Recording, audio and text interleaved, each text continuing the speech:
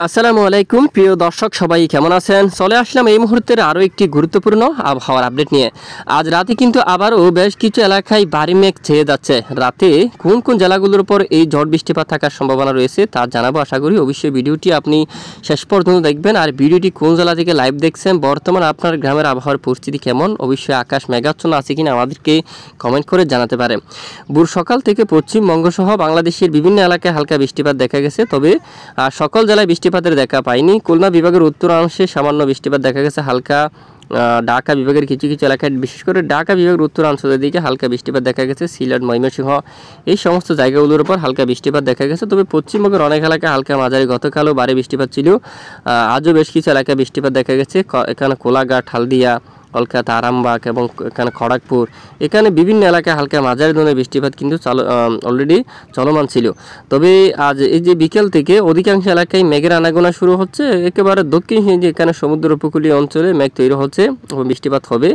রাতে এখানে বৃষ্টিপাত থাকতে পারে, যার কারণে এখানে অলরেডি দক্ষিণের উপকূলীয় অঞ্চলে মেঘের আনাগোনা শুরু হয়ে যাচ্ছে। আজ রাতে চট্টগ্রাম বিভাগের অধিকাংশ এলাকায় কিন্তু আকাশ মেঘাচ্ছন্ন থাকার সম্ভাবনা কিন্তু রয়েছে অলরেডি। ইতিমধ্যে দেখুন ঢাকা বিভাগের সকল জেলায়, এটি সকল জেলার উপর কিন্তু মেঘ চেয়ে যাচ্ছে, আকাশ মেঘাচ্ছন্ন থাকবে। দেখুন বেশিরভাগ এলাকায় ফরিদপুর, ঢাকা, নাগারপুর, কাপাসিয়া, কিশোরগঞ্জ, সিরাজগঞ্জ, মহদেবপুর আকাশ মেঘাচ্ছন্ন থাকবে, তবে মেঘলা থাকলেও সব জায়গায় বৃষ্টিপাতের সম্ভাবনা নেই। আর ময়মনসিংহ বিভাগের অর্ধেক এলাকায় মেঘ এবং কিছু এলাকায় রোদের দেখাও কিন্তু পাবে। সিলেটের উপর আকাশ মেঘাচ্ছন্ন থাকবে।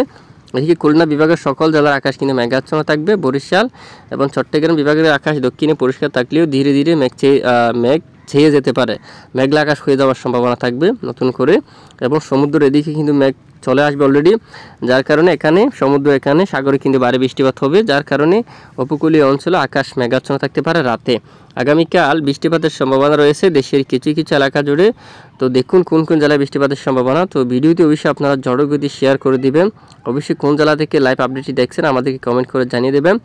নতুন করে রবিবার 23শে মার্চ নাগাদ আবারও বৃষ্টিপাতের সম্ভাবনা কিন্তু রয়েছে। বিশেষ করে বজ্রসহ ঝড় বৃষ্টিপাতের সম্ভাবনা থাকবে। বাংলাদেশের পশ্চিমের জেলাগুলোর উপর বৃষ্টিপাত প্রবেশ করার সম্ভাবনা থাকবে, যেমনটা সিংড়ার দিকে, নন্দিনীগ্রাম এই সকল স্থানে কিন্তু বৃষ্টিপাত তৈরি হওয়ার সম্ভাবনা কিন্তু দেখা যাচ্ছে। এবং এদিকে পুতিয়া এলাকায়, লালপুর এই এলাকায়, পাবনা, তারপর বেরামরা এই এলাকায়, কারিমপুর, এখানে দেখুন অধিকাংশ এলাকায় বজ্রবাহী মেঘ তৈরি হয়ে দেশের দিকে বিক্ষিপ্ত বজ্রসহ বৃষ্টিপাত থাকার সম্ভাবনা। পাশাপাশি দেশের বিভিন্ন এলাকায় ক্ষুদ্র ক্ষুদ্র বজ্রবাহী মেঘ তৈরি হয়ে বৃষ্টিপাত থাকার সম্ভাবনা রয়েছে, যেমনটা চট্টগ্রাম বিভাগের কিছু কিছু এলাকায় উত্তর দিকে বজ্রসহ বৃষ্টিপাতের সম্ভাবনা থাকবে। খুলনা এবং পশ্চিমবঙ্গে এদিকে, এছাড়া এদিকে রাজশাহী, এখানে দোয়াক এলাকায় আংশিক বজ্র বিদ্যুৎ সহ বিক্ষিপ্ত আকারে বৃষ্টিপাত থাকার সম্ভাবনা রয়েছে। সোমবার 24শে মার্চ থেকে আবহাওয়ার বড় ধরনের পরিবর্তন দেখা যেতে পারে।